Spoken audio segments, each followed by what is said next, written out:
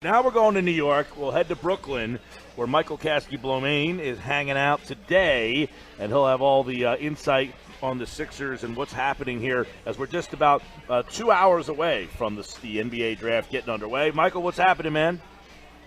Mike, just holding it down in Brooklyn, man. How are you guys doing?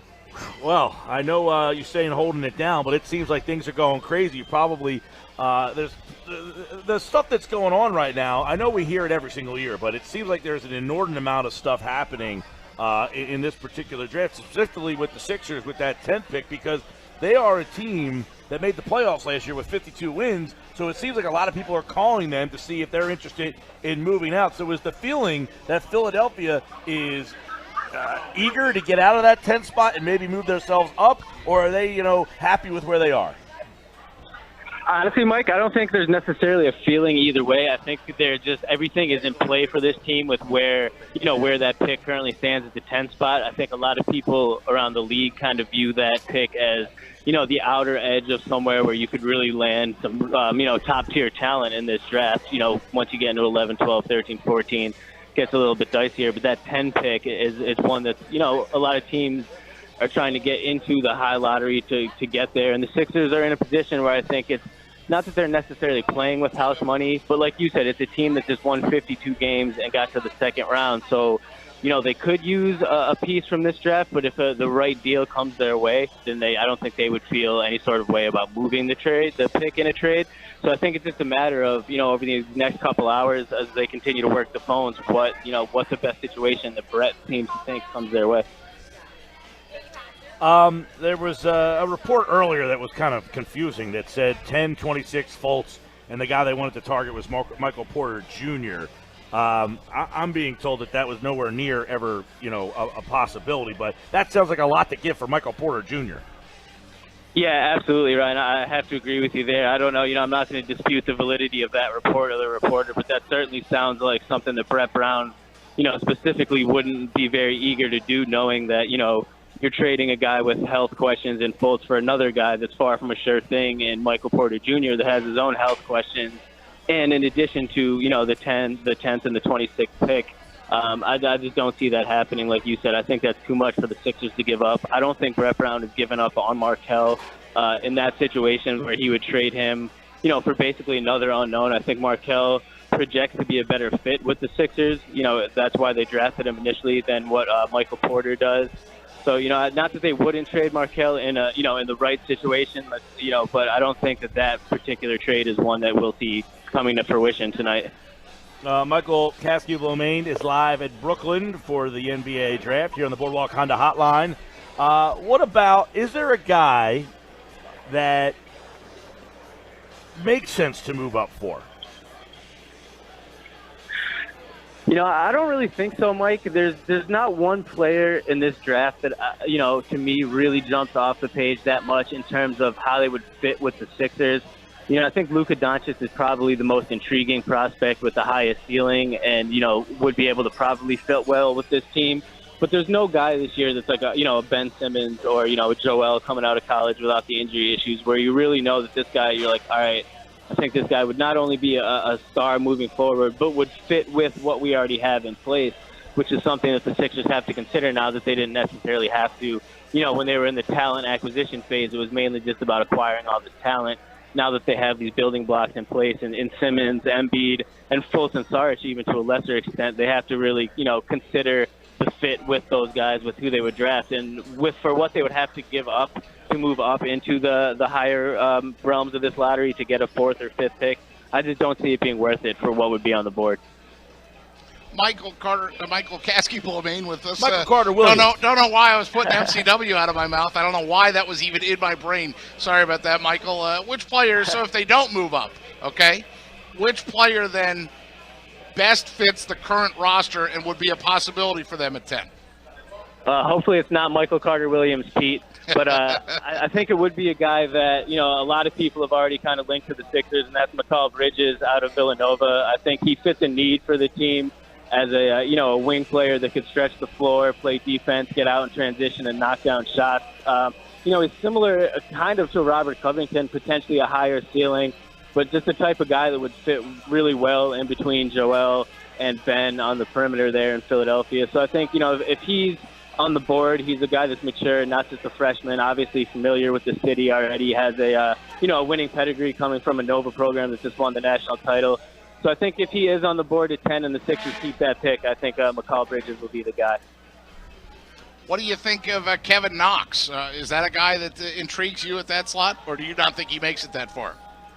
Yeah, intrigue is a great word to say about Kevin Knox, because I don't know exactly how he's going to translate to the NBA. I don't know if he would be, best suited as a stretch four, maybe a 3 with some 4. But if he's available on the board and at 10th and Mikal Bridges is not, I know the Sixers have been interested in Knox, obviously. They brought him in for not 1, but 2 workouts separately. So I think that he's a guy that's very high on their board. I think he's a real talent, especially on the offensive end, that could, generate offense for the team, which is something that they need, not necessarily from the wing spot, which would be their top priority, I would say. But he's definitely a guy, I think, that, if Bridges gets snatched up earlier than the 10th pick, which is extremely possible, and Knox is sitting there, I think, he's a guy that they like and could certainly make the move for. Would you consider, they're at 10. I hear there's a lot of people calling them to move up to 10 for Gilgeous-Alexander. Would you rather stay at 10 and take a guy there, or get out of that spot and maybe get a more veteran, NBA player? You know what, Mike? That's kind of the beauty of where they're at right now, because they have the option to do either, and I think it really depends on the value. A lot of teams, like you said, are calling the Sixers. I believe Woj reported earlier today that, a whole handful of teams were calling up. And, there could certainly be intriguing players on the rosters of those teams that could contribute to the Sixers team right now, more so than potentially one of these rookies coming out of the draft could. So to me, it's hard to give a yes or no answer straight up. I think it would honestly depend on the specific deal. But I think the beauty of where the Sixers are at is that they're high enough, in the lottery that they could either swing a deal to get somebody that could actually contribute immediately next year, or they could keep the pick and land a player that could potentially contribute next year. So I really think, it's a test for Brett, obviously, with his first time making the decisions for the team.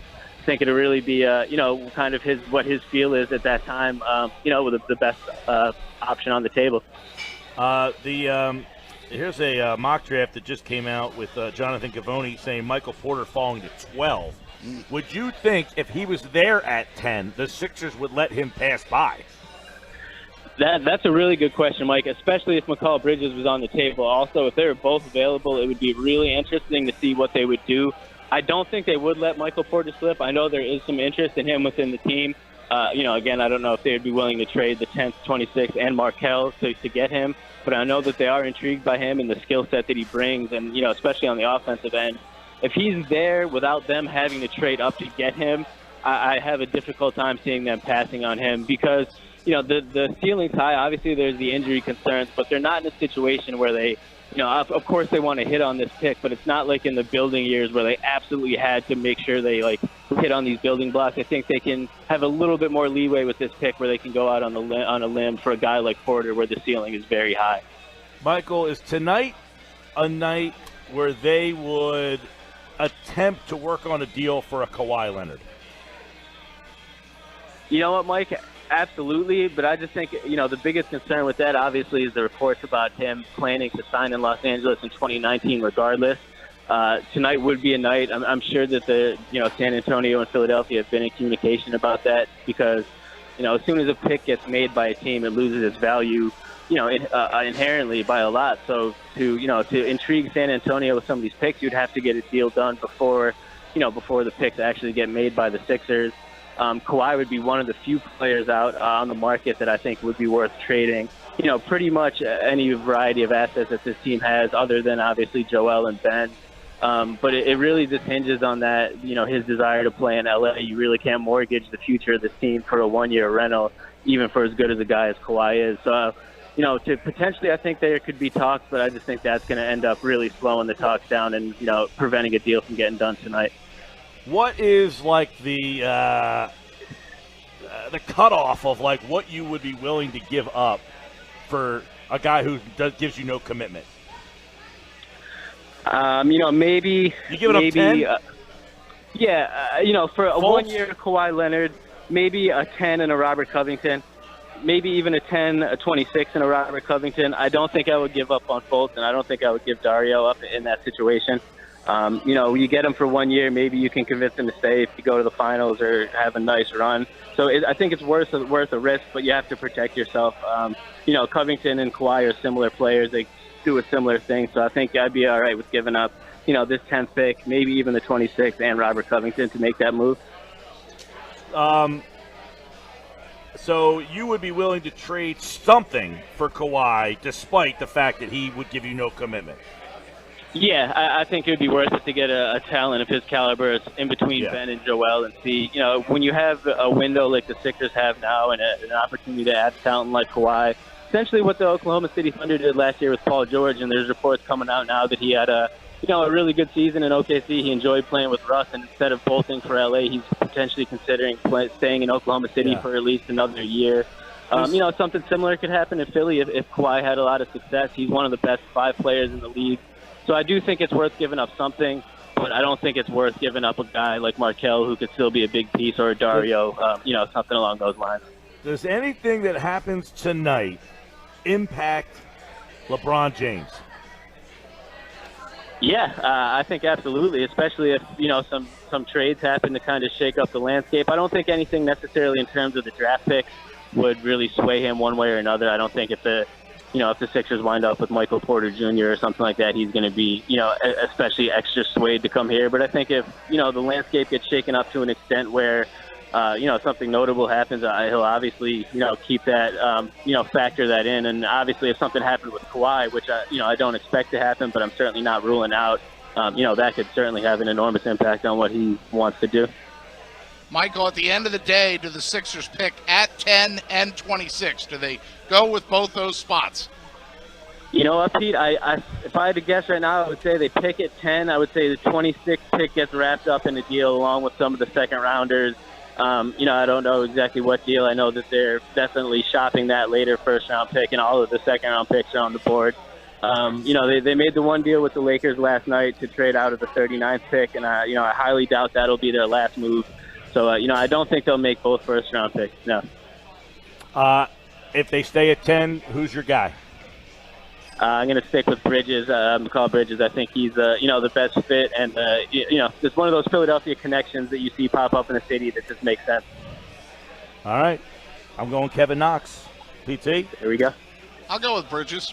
I figured you would. I just want to know if it's Michael or Mikal. I mean, can we get consensus on how to say his first name? Follow Michael Kaskey-Blomain, not Michael Carter Williams. Yeah, sorry. We do know that name. You called him Michael Carter Williams. It was an accident. I don't know why that guy's name was in my head. He's at The Real Mike KB on Twitter. He's in Brooklyn tonight for the draft. So when something happens, are you going to be tipping picks tonight, Michael? Yeah, I'm going to try to beat out Woj, Mike. I'm going to try to sit right behind him and beat him out a little bit, see if I can get some extra buzz that way. All right, man. We'll probably catch up with you tomorrow. Take care. All right, fellas. Have a good one. Thank you.